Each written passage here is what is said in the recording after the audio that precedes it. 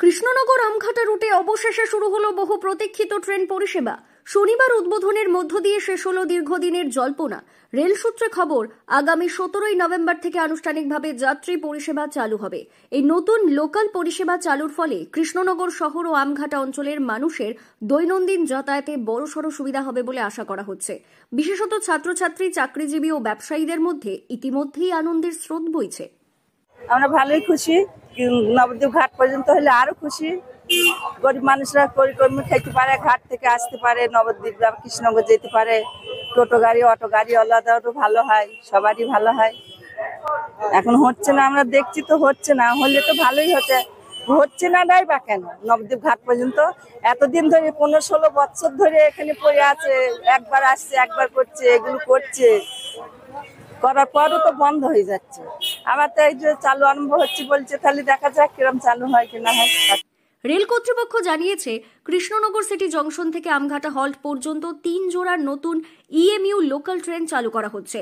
সকাল, দুপুর এবং রাতে দিনের 3 বেলায় ট্রেন চলাচল করবে। আমরা আনন্দিত যে আমঘাটা অব্দি রেল চালু হয়েছে। এবার নবদ্বীপ ঘাট পর্যন্ত এই টোটাল যে প্রজেক্টটা, সেটা নবদ্বীপ ঘাট পর্যন্ত ছিল। সেটা হচ্ছে শান্তিপুর থেকে কৃষ্ণনগর ভায়া নবদ্বীপ ঘাট।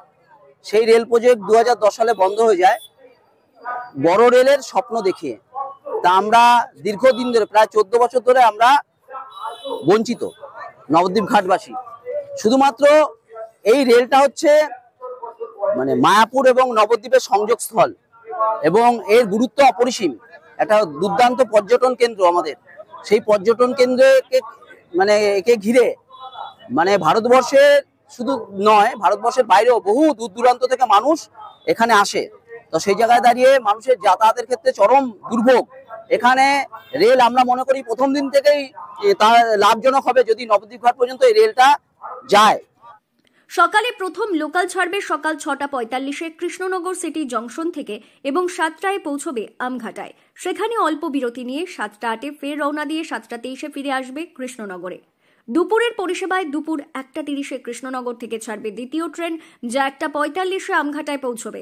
1:53-এ আমঘাটা থেকে ছেড়ে 2:08-এ আবার কৃষ্ণনগরে ফিরবে লোকালটি। এলাকাবাসী হিসাবে সত্যি খুশির খবর। আজকে দীর্ঘ প্রায় 1 দশকের বেশি সময় ট্রেনটা বন্ধ ছিল এবং তারপরে যে অবশেষে ট্রেনটা যে আসছে, এলাকাবাসী হিসাবে সত্যি আমরা সব আনন্দিত এবং খুব উচ্ছ্বসিত।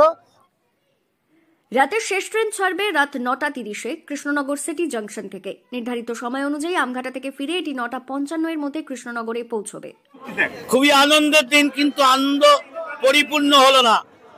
শুধু আমঘাটা নয়, নবদ্বীপ ঘাট পর্যন্ত রেল যেদিনকে চলবে সেদিনকে আমার কথা পরিপূর্ণভাবে বাস্তবায়িত হবে বলে মনে করি এবং কল্যাণী পর্যন্ত এই ট্রেনটা চলা উচিত। শান্তিপুর হয়ে ভায়া কল্যাণী পর্যন্ত গেলে তবে এই ট্রেনটার সার্থকতা আসবে। স্থানীয় বাসিন্দাদের মতে, নতুন রেল পরিষেবা চালু হলে দুই এলাকার মধ্যে যোগাযোগ আরও সুগম হবে। বহুদিনের দাবি পূরণ হওয়ায় তাদের মধ্যে স্বস্তির হাওয়া।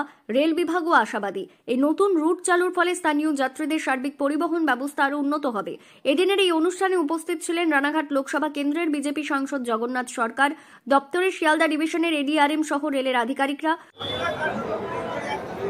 और 3 पेयर ट्रेन हम लोगों ने सोचा है इसके बीच में चलाने के लिए, आमघाटा और कृष्णनगर के बीच में, सुबह में, दोपहर में और शाम रात में ये सेवाएं चलेगी।